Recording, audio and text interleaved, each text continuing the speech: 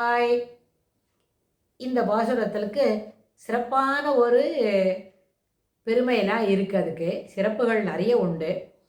முதல்ல பாசுரத்துக்கு அர்த்தம் பார்க்கலாம். அது பொறுமையாக செய்ததுக்கு முன்னாடி இந்த பாசுரம் நம்மளுடைய விசிஷ்டாத்வைத ஸ்தாபகர் நம்ம ஆச்சாரியர் ராமானுஜருக்கு ரொம்பவும் மனதிற்கு இனிமையானது. அவருக்கு ரொம்ப இஷ்டமான பாட்டு பாசுரம்னு பெரியவாள்லாம் சொல்லுவாள். அவர் நிறைய நேரத்தில், அதாவது ஒரே ஒருத்தர் மட்டுமே அவருக்கு ஆகாரம் தயார் பண்ணி கொடுக்கணும் அப்படின்றதுக்கு முன்னாடி வரைக்கும் அவர் என்ன பண்ணுவார், சாதாரணமாக பிக்ஷை எடுத்து தான், சன்னியாசின்னு சொன்னால் பிக்ஷை எடுத்து ஒண்ணணும். ஸ்ரீரங்கத்தில் இருக்கும்பொழுது ஒரு இடமா போய் ஒரு தெருவுக்கு இன்னைக்கு போகிறது, இந்த இடத்துல போய் யார் இடத்துலையா போய் பகவதி பிக்ஷாம் தேகி அப்படின்னு கேட்டால் அவள் ஒரு ஆகாரம் கொடுப்பா, அதை எடுத்து நம்ம பயன்படுத்திக்கணும் அப்படின்றது சன்னியாசிக்கு இருக்கிற தர்மம். பிக்ஷை எடுத்து சாப்பிடணுன்றது. ஆனால் அது மாதிரி பண்ணும்பொழுது அவர் எப்போவுமே என்ன பண்ணுவார், சொல்லும்பொழுது அது நித்தியானுசந்தானம் திருப்பாவை சொல்லி அதை சொல்லிகிட்டே போகிறது. அது ரொம்ப உறக்க கூட சொல்ல மாட்டார். சாதாரணமாக ரெண்டு உதடு மாத்திரம் லேசாக அசையும். உள்ளுக்குள்ள பாசுரங்களும் பாசுரத்தோட பொருளும் அப்படியே மனசில் நிறைஞ்சிட்டே இருக்கும். வெளில போகிற பழக்கம் உண்டு அப்படின்னு அவர் என்ன பண்ணியிருக்கார், ஸ்ரீபாஷ்யத்துக்கு உரை எழுதியிருக்கார். அப்புறம் அவர் எழுதின புஸ்தகம்லாம் பார்க்கும்பொழுது அதுக்கெல்லாம் எழுதின உரை, அதுக்கு எழுதின வியாக்கியானம் அதெல்லாம் பார்க்கும்பொழுது பகவத்கீதா பாஷ்யம் எழுதியிருக்கார். இந்த மாதிரி பாஷ்யமெல்லாம் எழுதி பெரிய பெரிய கிரந்தங்கள்லாம் வெளியிட்டால் கூட அவருக்கு திருப்பாவைக்கும் அதுக்கு பாஷ்யம் எழுதினா அவருக்கு திருப்பாவை ஜீயர் அப்படின்னு தான் பெரிய பேர் வாங்கி கொடுத்தது. அது என்ன காரணம் அப்படின்னு கேட்டால், பாஷ்யம் ஸ்ரீபாஷ்யத்துக்கு எழுதின போது அவள் என்ன சொன்னா, சரஸ்வதி தேவியே அதற்கு ஸ்ரீபாஷ்யம் அப்படின்னு சொல்லி அவருக்கு பாஷ்யக்காரர்னு ஒரு டைட்டில் கொடுத்தார். நிறைய விஷயத்தில் அவருக்கு இதிலெல்லாம் பெரிய பெருமைகளை தேடி தந்திருக்கிறது அவர் எழுதிய பாஷ்யங்கள் அனைத்தும். அப்போ திருப்பாவை ஜீயர்னு அவருக்கு சொன்னதுக்கு காரணமே அந்த பாட்டோட பொருளில் நல்லபடியாக அதில் என்ன இருக்கும், ஆழ்ந்து ஈடுபட்டு அந்த கருத்துக்களை உள்வாங்கிக்கிட்டோம். அதுபோலவே எதிர நிற்கிற நம்மளோட சிஷ்ய கோடிகளுக்கும் சொல்லி கொடுக்கறது அவருக்கு பழக்கமாக இருந்தது. அப்படி ஒரு நாள் போகும்பொழுது பெரிய நம்பிகளோட கிரகத்து வாசலில் நின்றுட்டு இந்த மாதிரி இந்த பாசுரத்தை சொல்ல வரும்பொழுது அவள் பெரிய நம்பிகளுடைய திருக்குமாரத்தி அத்துழாய் அவள் அந்த என்ன பண்ணணும், பிக்ஷைக்கு ஓடுன்றதை சேர்க்கறதுக்கு வெளியில் வரத்தவும் இவர் என்ன சொல்கிறார், நந்த கோபாலன் மருமகளே நப்பின்னாய் கந்தம் கமழும் குழலி கடை திறவாய் அப்படின்னு சொல்லி வாசகதுவை தரவாய்ன்னு அவர் மனசுக்குள்ளே சொல்லிட்டு இருக்கிறதுக்கும், இந்த சின்ன பொண்ணு கதுவை திறக்கிறதுக்கும் ரெண்டும் ஒரே சமயத்தில் இருக்கச்சே அவர் அது அனுபவிச்சுன்னு சொல்லிகிட்டே வர்றார் இல்லையா. அனுசந்தானம் மனசில் நடந்துகிட்டே இருக்குது. அது என்ன பண்ணுவார், அப்படியே மயக்கம் போட்டு விட்டார், கீழே சாஞ்சு விட்டார். அது உடனே அதுவும் சின்ன குழந்தை தான். அது சின்ன பொண்ணு அது உள்ளே போய் அப்பாட்ட இது மாதிரி தகப்பனாரே இந்த மாதிரி ராமானுஜர் பிக்ஷைக்கு எழுதியாச்சு, அதுக்கு நான் எனக்கு சேர்க்கறதுக்கு கதவை திறந்துக்கிட்டு போகிறதுக்குள்ளேயே அவர் மயங்கி சாய்ந்து விட்டார், வாங்க சீக்கிரம் பாருங்கோ அப்படின்னு. அப்போ உடனே அவர் என்ன சொன்னாரா, அப்போ சரி அவர் சாதாரணமாக என்ன சொல்லியிருக்கணும், அது என்ன சொல்லியிருக்கணும்னு கேட்டால் இதையும் சொல்லிவிட்டார். அவர் திருப்பாவை அனுசந்தானம் பண்ணிட்டு பிக்ஷைக்கு வந்திருப்பார், ஏழியாயிருக்கும். அது மாதிரி ஏழும்பொழுது இந்த பாசுரம் அனுசந்திருப்பார். உந்து மதகளிட்டன் ஓடாத தோல்வலியன் நந்தகோபாலன் மருமகளே நப்பின்னாய் அப்படின்னு சொல்லுறதுக்கும், நீ கதவு திறந்துன்னு போகிறதுக்கும், நீ தான் நப்பின்னையாட்டும் நீயே கதவை திறந்துன்னு வந்துவிட்டேன்னு சொல்லி அவர் மயங்கி விழுந்திருப்பார். சிறிது நேரத்தில் சரியாயிடும் அப்படின்னு.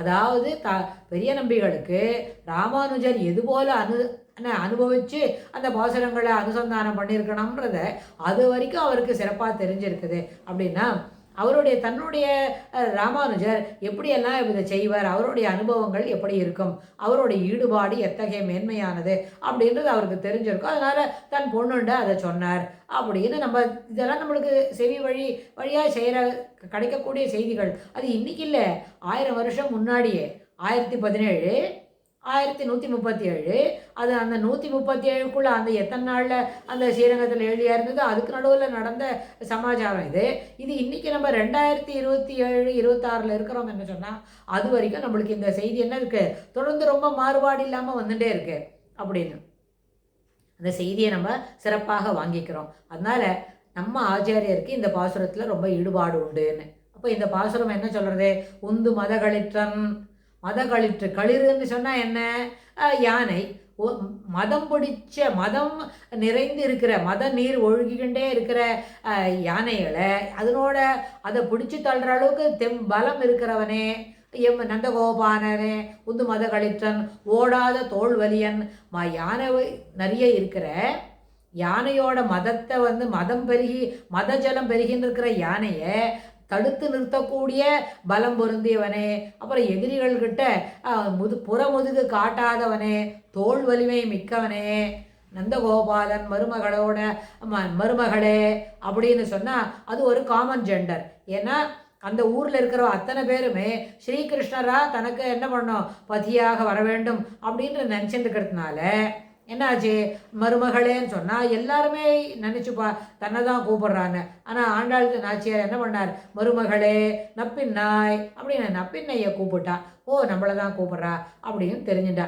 நப்பின்னைக்கு இத்தனை பெரிய அட்ஜெக்டிவ் யார், அவள் கிருஷ்ணருக்கு அந்த மாமா பொண்ணுன்றதை காட்டிலும் அவள் யார், நந்தகோபாலன் மருமகள். நந்தகோபாலன் எப்படிப்பட்டவர், பிடிச்சு தள்ளக்கூடிய பலம் பொருந்திய மத நீர் ஒழுகின்றிருக்கிற யானையை தள்ளக்கூடிய அளவுக்கு பலம் பொருந்தவர், தோல் வலிமை மிக்கவர்.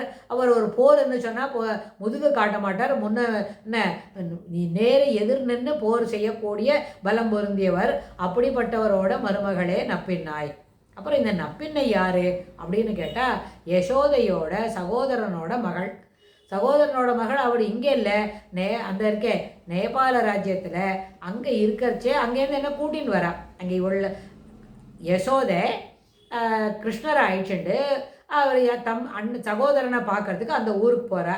போனால் அங்கே என்ன ஆகுது, அங்கே இது மாதிரி பலம் பொருந்திய ஒரு எருதெல்லாம் அடக்கிறவனுக்கு தான் நம்ம என்னோட மகளை கொடுப்பேன்னு சொன்ன உடனே பெருமாள் அப்போவே அவருக்கு 5 வயசு இருக்கிறதுக்கு முன்னாடியே அந்த என்ன பண்ணி விடுறார், அந்த எருதெல்லாம் அடக்கி கீழே கொண்டு கொடுத்துறார். எருது அடைக்கணும்னு இப்போ தான் தர முடியும்னு சொன்னால் இது ஒரு குழந்தை அது ஒரு குழந்தை, இதை நீயே அழிச்சன் போடு, நன்னா வளர்த்து உன் வீட்டிலே பெருசாக்கி நீ உன் பையனுக்கு கல்யாணம் பண்ணி கொடுத்துடுன்னு அவர் யசோதையோட சகோதரர் அவளுக்கு கொடுத்து விட்டுறார். இவர் அழிச்சன் வந்துடுறா.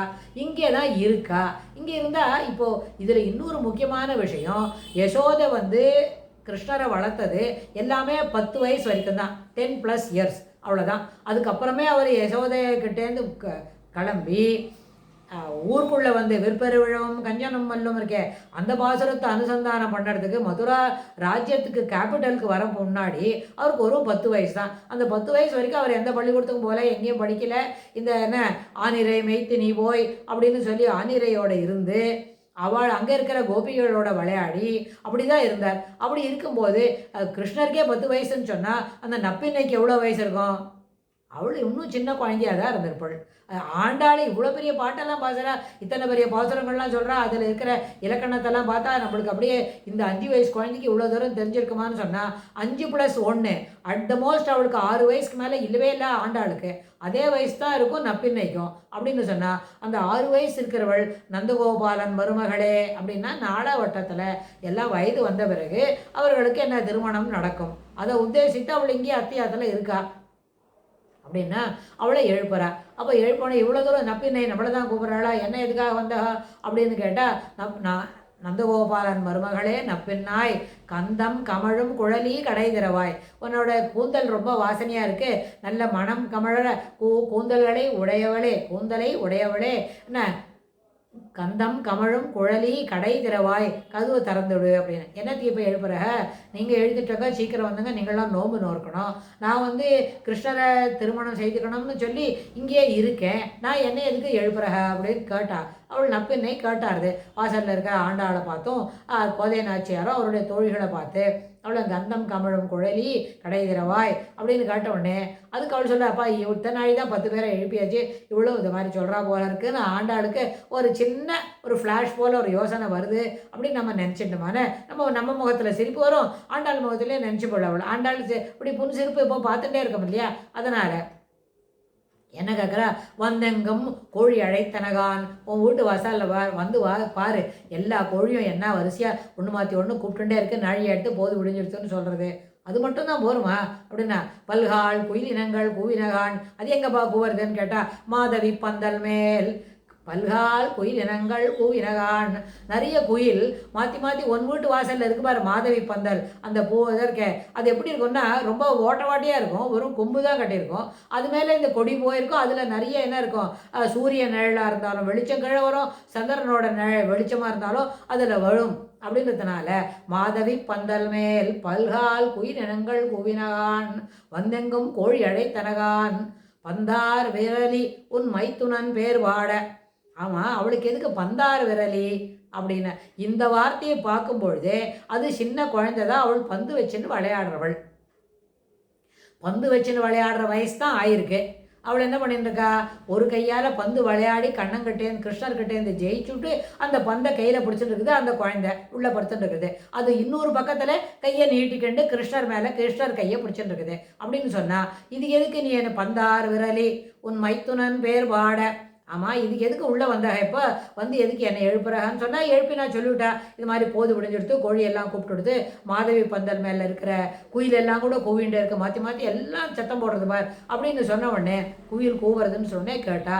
அப்புறம் நீ எழுந்துக்கணும் பந்தார் விரலி, இதுக்கு எதுக்கு எழுப்புறாங்கோ என்ன அப்படின்னு கேட்டால் உன் மைத்துனன் பேர் பாட அப்படின்னு.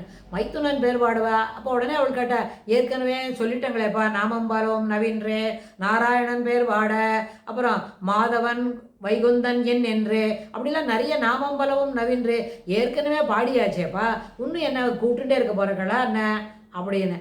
அப்பா ஆண்டாள் உடனே சிரிச்சுக்கிண்டாலாம். அது அவனுடைய சிறப்பை பற்றி சொன்னான்.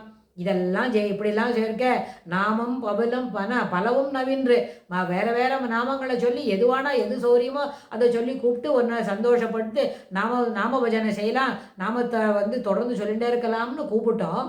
ஆனால் இப்போ அதுக்கு சொல்லலை, நாமம் பலவும் நவீன்று பந்தார் விரலி உன் மைத்துனன் பேர் பாட. அப்படி எதுக்குன்னு சொன்னான்னு கேட்டால், உன்னோட வீட்டுக்காரனா கோட்டா பண்ணுறதுக்கு, உன்னோட வீட்டுக்காரனா இருக்க வரப்போகிற அந்த கிருஷ்ணரை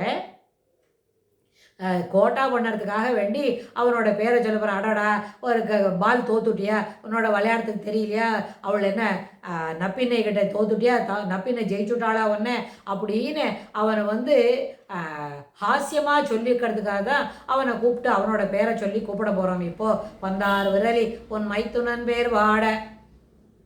அதுக்கப்புறம் சரி அப்படியா அப்படின்னா நப்பினையும் சொல்லிக்கிறேன். அப்படி ஒரு புன் சிரிப்பு வருது. என்ன கந்தம் கமழும் குழலி கடை திறவாய் வந்தெங்கும் கோழி அழைத்தனகான் மாதவி பந்தல் மேல் பல்கால் குயில் இனங்கள் கூவினகான் பந்தார் விரலி உன் மைத்துனன் பேர் பாட செந்தாமரை கையால் சீரார் வளை ஒலிப்ப வந்து திறவாய். நீ கையில் நிறைய வளை போட்டுருக்கே, அந்த வளையோட சத்தம் வெளியில் நல்லபடியாக கேட்கறது. ஏன்னா நிறைய வளை போட்டுருக்குது அந்த குழந்தை. அது என்ன பண்ணுறது, கதவை திறக்கணும். எதுக்குன்னு கேட்டால் இந்த வளை ஒலிக்கு ஒரு சிறப்பான பெருமை இருக்குது. அதை நம்ம இந்த பாசுரத்தோட இன்னும் உள்கருத்து பார்க்க போகிறோம் இல்லையா, அந்த பதிவில் அதை பற்றி நம்ம பகிர்ந்துக்கலாம். அதாவது பந்தார் விரலி உன் மைத்துனன் பேர் வாட செந்தாமரை கையால் சீரார் வளை ஒலிப்ப. செந்தாமரை கையில், அதாவது தாயாருக்கு எப்போவுமே சிறப்பான அந்த கையோட நிறம் இருக்கே அது சிறப்பானது. நிறைய வளையல்கள் அணிந்து கொண்டிருக்கிறவள். அவனை சீரார் வளையொலிப்ப வந்து தரவாய் அப்படின்னு சொல்லி கூப்பிட்றா. அவளும் இதோ வரேன், கதவு திறக்கிறேன், கிருஷ்ணரை எழுப்பலாம் அப்படின்னு சொல்லி ரெண்டு பேரும் அவள் எழுந்துக்கிறதுக்கு நப்பின்னை பிராட்டி கதவை திறந்து விட்றா. கதவு திறந்து விடுறதுக்கு அவளும் சகஜமாயிட்டா. இவாளுக்கும் ரொம்ப சந்தோஷமாயிடுத்து. இன்னும் ஒரே ஒன்று தான், அடுத்தது என்ன பண்ணணும், கிருஷ்ணரை எழுப்பணும் அப்படின்னு நினச்சிக்கிறா அடுத்த பாசுரத்தில். அது இந்த பாசுரத்துக்கே இன்னும் நம்ம நுட்பமான கருத்து, அது உள்ளுக்குள்ளே இருக்கிற சிறப்பு கருத்துக்களெல்லாம் அடுத்த பதிவில் பார்க்கலாம். ஆண்டாள் திருவடிகளே சரணம்.